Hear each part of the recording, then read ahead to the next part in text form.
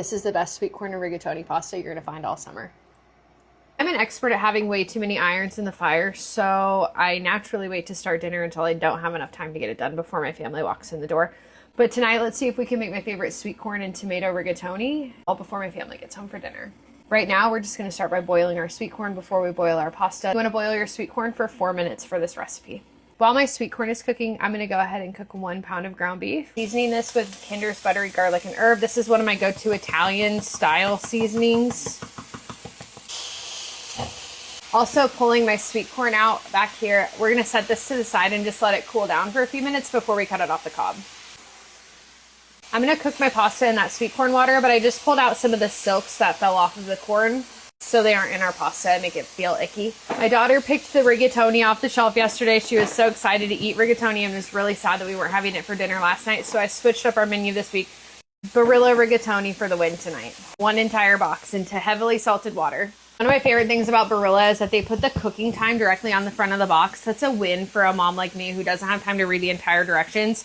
I always know by looking at the front how many minutes I need to cook this. For a dish like this, I'm going on the lower end, so we're cooking our rigatoni for 12 minutes. I mentioned that I sometimes do too much, and the burnt bits fond on the bottom of my pan right now might be on the edge of not being fond any longer. Since I let that get a little far, let's add a little chicken broth into this. I know that's gonna kind of steam my meat, but I don't want that to burn on the bottom of the pan. Up the flavor, right? I'm adding 1/2 of a yellow onion.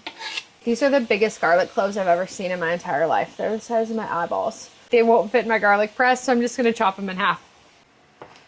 If I were a garlic press, where would I be? Those onions are cooking perfectly. Let's go ahead and add in our garlic cloves. This is the equivalent of 4 regular size garlic cloves. Add as much garlic as your little heart desires. And you can absolutely chop it up, or you can use the stuff out of a jar.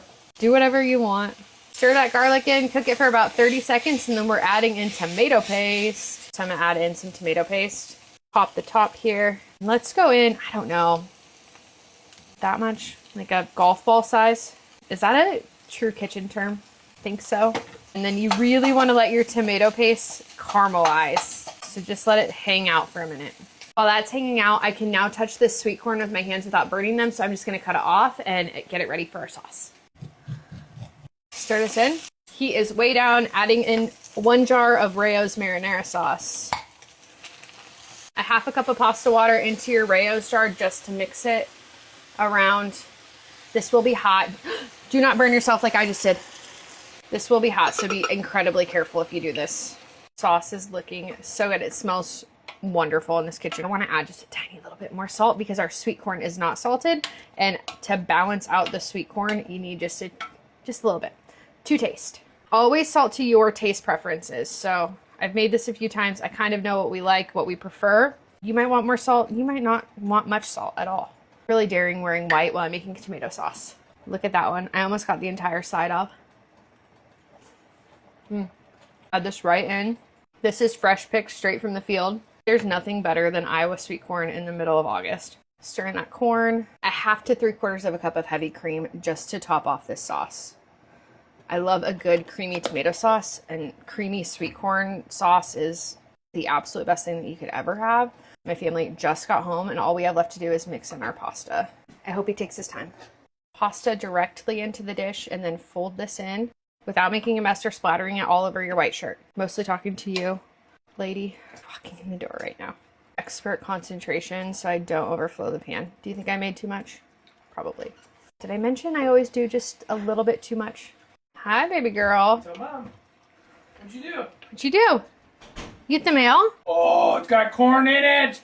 One more little splash of heavy cream. These are the noodles that you bought yesterday at Hy-Vee.